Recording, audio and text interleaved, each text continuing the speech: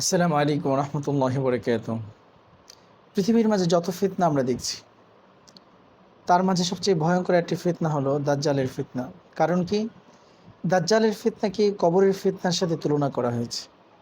বিখ্যাত সাহাবিয়া আসমা রাদিয়াল্লাহু তাআলা আনহা তিনি বলেন, বিশ্বনবী মুহাম্মদুর রাসূলুল্লাহ সাল্লাল্লাহু আলাইহি সাল্লাম বলেছেন যে, আমাকে জানানো হয়েছে যে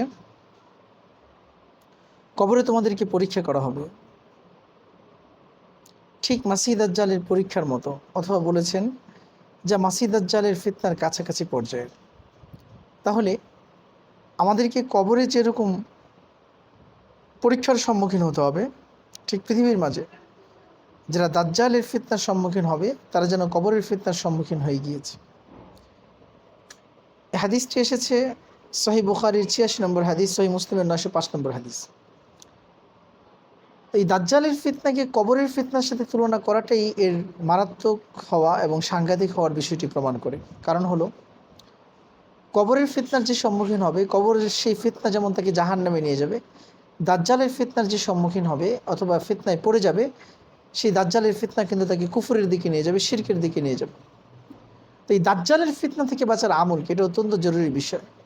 বিখ্যাত সাহাবী আবু দারদা রাদিয়াল্লাহু তাআলা আনহু তিনি বর্ণনা করেন, বিশ্বনবী মুহাম্মদুর রাসূলুল্লাহ সাল্লাল্লাহু আলাইহি ওয়াসাল্লাম তিনি বলেছেন, সহিহ মুসলিমের ৮০৯ নম্বর হাদিসে এসেছে, সুনান আবু দাউদের ৪৩২৩ নম্বর হাদিসে এসেছে, বিশ্বনবী মুহাম্মদুর রাসূলুল্লাহ সাল্লাল্লাহু আলাইহি ওয়াসাল্লাম বলেন, যে ব্যক্তি সূরা কাহফের প্রথম ১০ আয়াত পড়বে, মুখস্থ করবে, আল্লাহ পাক তাকে দাজ্জালের ফিতনা থেকে হেফাজত করবে। সুবহানাল্লাহ।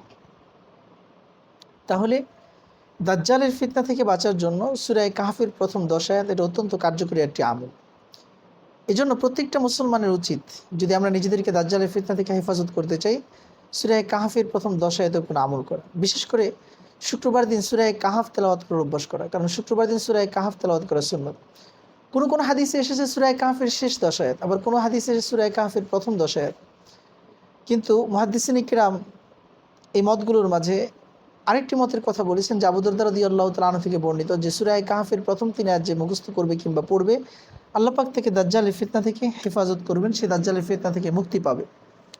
তাহলে এখানে বোঝার বিষয় হলো যে দাজ্জালের ফিতনা থেকে বাঁচতে হলে সূরা কাহফের প্রথম আয়াতগুলো অত্যন্ত কার্যকরী। এই জন্য মুহাদ্দিসিনে কিরাম বলেন, সবচেয়ে বিশুদ্ধ মত হলো যে সূরা কাহফের প্রথম ১০ আয়াত।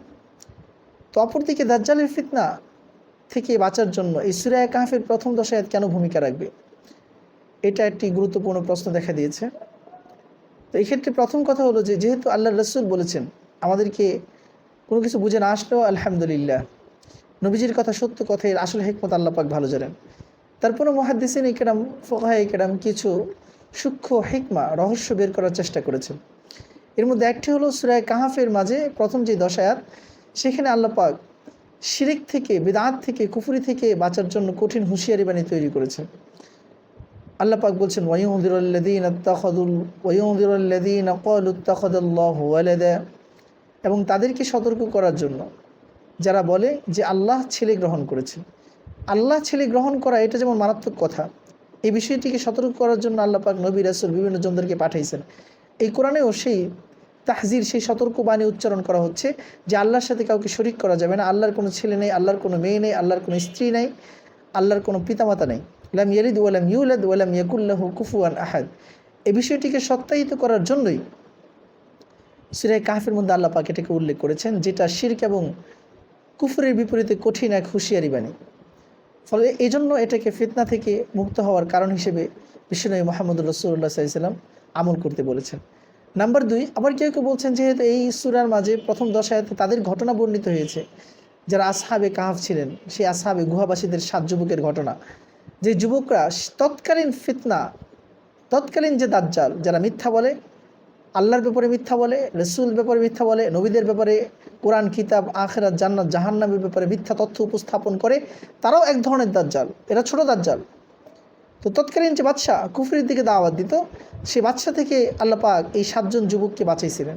সংখ্যা নিয়ে যদি ইখতিলাফ আছে, তো এই ৭ জন যুবককে বাঁচানোর ঘটনা একটা দাজ্জালীয় ফিতনা থেকে বাঁচার ঘটনা এখানে যেহেতু উল্লেখিত হয়েছে, ফলে এই ১০ আয়াতকে দাজ্জালের ফিতনা থেকে বাঁচার আসল রহস্য বলে কেউ কেউ চিহ্নিত করেছেন।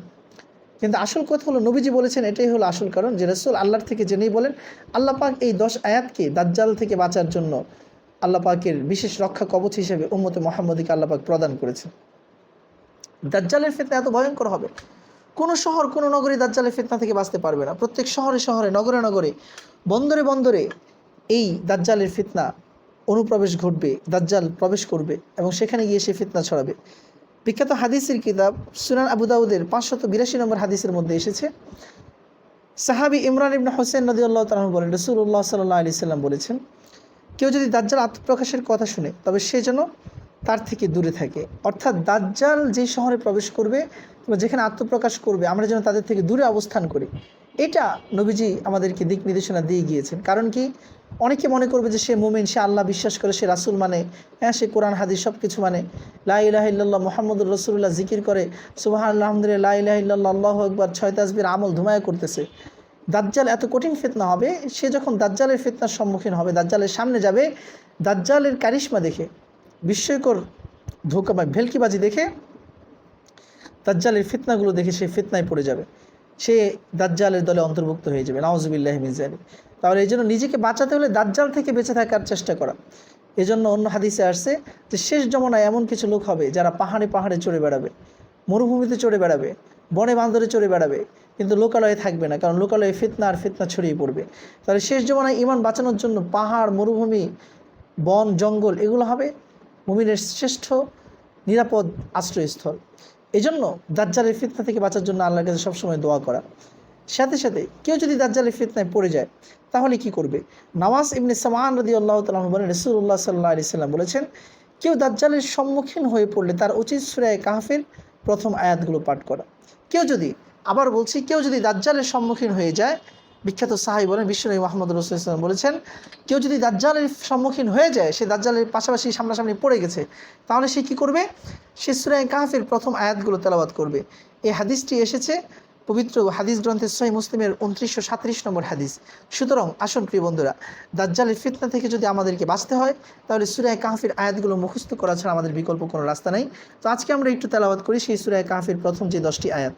কিন্তু এটা আলহামদুলিল্লাহ আমার মুখস্থ আছে, আমরা যারা শুনছি তারাও মুখস্থ করে নেব।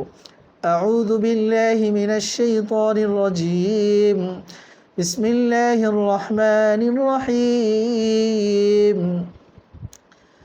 الحمد لله الذي أنزل على عبده الكتاب ولم يجعل له عوجا قيما لينذر بأسا شديدا من لدنه ويبشر المؤمنين الذين يعملون الصالحات أن لهم أجرا حسنا ماكثين فيه أبدا وينذر الذين قالوا اتخذ الله ولدا ما لهم به من علم ولا لآبائهم كبرت كلمة تخرج من أفواههم إن يقولون إلا كذبا فلعلك باخع نفسك على آثارهم إن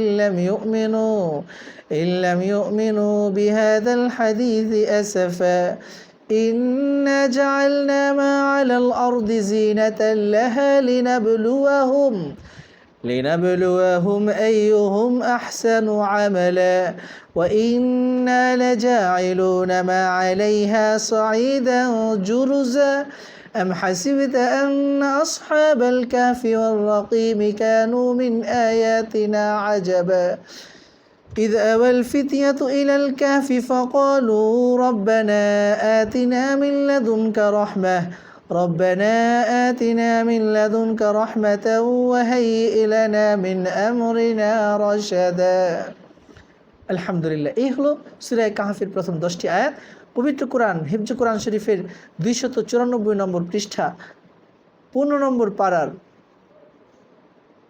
12তম পৃষ্ঠায় এই সূরাটি অবস্থিত। ফলে আমরা যারা গায়রে হাফেজ, তারা কোরআন শরীফ দেখে দেখে যারা পড়তে পারি, তারা এই আয়াতগুলো মুখস্থ করে নেব। অবশ্যই মুহাদ্দিসিন কেরাম যেই কথাগুলো বলেছেন যে প্রথম 10 আয়াতের অর্থ এবং গভীর তাফসীর এটাই প্রমাণ করে যে এটাই দাজ্জালের ফিতনা থেকে বাঁচার সেই রক্ষা কবচ হতে পারে। আল্লাহ পাক আমাদের সকলকে সূরা কাহফের আমল করে দাজ্জালের ফিতনা থেকে বেঁচে থাকার তৌফিক দান করুন।